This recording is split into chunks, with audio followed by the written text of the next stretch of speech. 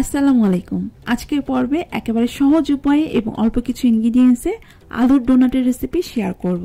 আশা করছি ইতিমধ্যে আপনারা চিকেন ডোনাটের রেসিপি ট্রাই করেছেন, তবে আজকের রেসিপি দেখে আপনারা আলুর ডোনাটটাও ট্রাই করবেন, কারণ এটা খেতেও কিন্তু খুব মজা।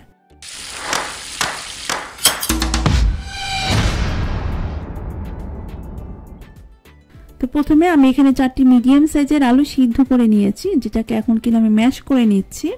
আপনারা চাইলে হাত দিয়েও এটাকে ম্যাশ করে নিতে পারবেন, তবে ট্রাই করবেন এর মধ্যে যেন কোনো রকম বড় দানা না থাকে। তো আলুটাকে ম্যাশ করে নিয়ে এটাকে এক সাইড করে নিলাম। এখন এর মধ্যে আমি মিহি করে কাটা পেঁয়াজ দিয়ে দিচ্ছি 1/3 কাপ পরিমাণ। সাথে এর মধ্যে কাঁচামরিচ কুচি দিয়ে দিচ্ছি, এটা আপনাদের ঝালের টেস্ট অনুযায়ী অ্যাড করবেন।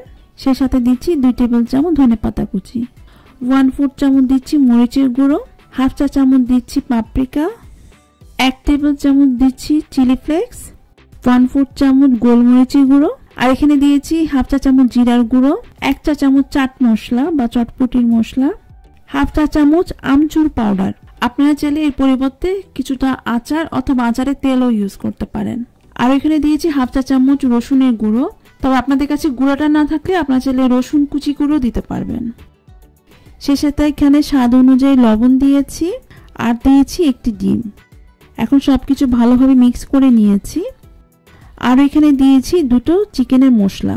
আপনারা যারা ভেজিটেরিয়ান আপনারা চাইলে এই চিকেনের স্টিক আর ডিম এই দুটো এখান থেকে স্কিপ করতে পারেন। তো সবকিছু এখন আলুর সাথে মিক্স করে নিলাম। যেহেতু আলু দিয়ে তৈরি, তো আলুর তৈরি জিনিসে একটু ব্রেড ক্রাম্বস বা বিস্কিটের গুঁড়া দিলে এটা খুব সুন্দর একটা বন্ডিং এর কাজ করে। তো ট্রাই করবেন ব্রেড ক্রাম্বস বা বিস্কিটের গুঁড়া অথবা কর্নফ্লাওয়ার অ্যাড করতে। আমি এখানে 1/2 কাপ ব্রেড ক্রাম্বস দিয়ে এটাকে মিক্স করে নিয়েছি। আর সব শেষে এর মধ্যে 1 টেবিল চামচ তেল দিয়ে এটাকে মাখিয়ে নিয়েছি। এখন হাত ধুয়ে হাতের মধ্যে কিছুটা তেল মাখিয়ে এখান থেকে যে কিছুটা অংশ নিয়ে প্রথমে রাউন্ড একটা চ্যাপ্টা শেপে চপের আকৃতি করে নিয়েছি। এরপরে এর মাঝখানে এই যে আঙ্গুল দিয়ে এভাবে করে ছিদ্র করে নিলাম। ট্রাই করবেন চারপাশে যে ক্র্যাক টাইপের থাকে সেগুলো যেন না হয়, এগুলো একদম ভালোভাবে যেন স্মুথ হয়ে যায়। তো এই যে দোনো পাশে এভাবে করে ছিদ্র করে নেওয়ার পর এটা যে একটা ডোনাটের শেপে তৈরি হয়ে গেল। এখন অন্যদিকে ডোনাটের উপরে আমি যে কোটটা করব সেটা রেডি করে নিচ্ছি। এর জন্য একটা ডিম ভেঙে নিয়েছি আর এর মধ্যে সামান্য একটু লবণ, 1/4 চামচ মরিচের গুঁড়ো আর সামান্য 1 চিমটি গোলমরিচের গুঁড়ো দিয়েছি। সেই সাথে 2 টেবিল চামচ কর্নফ্লাওয়ার আর এখানে সামান্য একটু পানি দিয়ে তারপর এটাকে মিক্স করে নিয়েছি। এই যে এটা দেখতে যে এরকম হয়েছে, এটা কিন্তু খুব বেশি পাতলা হবে না, একটু সামান্য ঘন টাইপের হবে। আর এখানে কোট করার জন্য আমি এখানে ব্রেড ক্রাম্বস নিয়েছি, তবে এই পরিবর্তে আপনারা বিস্কিটের গুঁড়াও নিতে পারবেন।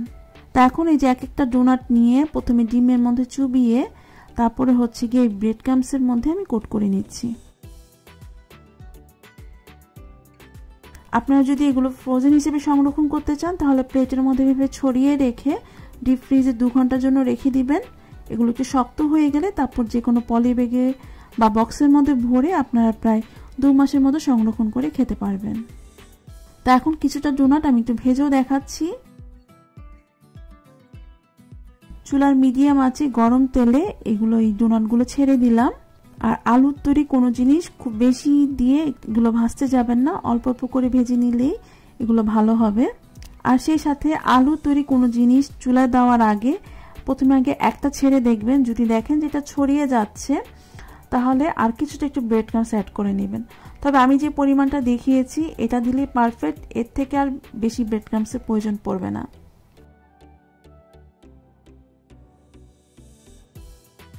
সো এই তো খুবই ঝটপটে তৈরি হয়ে গেল আলুর ডোনাট বা পটেটো ডোনাট। তো এভাবে করে বানিয়ে বাচ্চাদের টিফিনে দিলে কিন্তু বাচ্চারা খুবই পছন্দ করবে। এবং আপনারা আমার ভিডিওটা পছন্দ করেছেন কিনা সেটা কমেন্ট সেকশনে জানাবেন। আর সেই সাথে ভালো লেগে থাকলে লাইক এবং শেয়ার করে আমাকে সাপোর্ট করবেন। তো আজকের মতো তাহলে বিদায় নিচ্ছি। আল্লাহ হাফেজ।